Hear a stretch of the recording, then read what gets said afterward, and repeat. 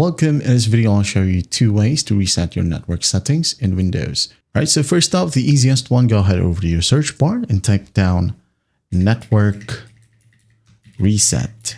All right, there you go. Just click on it. Wait if it's allowed. And then once it allows, just click on reset now, and then just click on yes. Now, if it doesn't restart automatically, all you got to do is just restart by yourself. Okay. Restart, and once done, you should be good to go.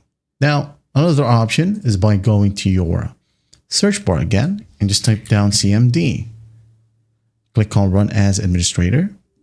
Wait if it's allowed. And then once it loads, go ahead and type down ipconfig space / flush DNS.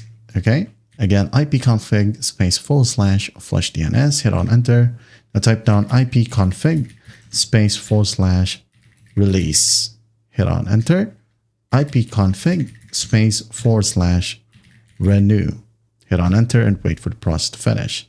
Now it says failed as no adapter right here because I haven't restarted my computer yet, but don't worry about it. Just type down again netsh space winsock space reset.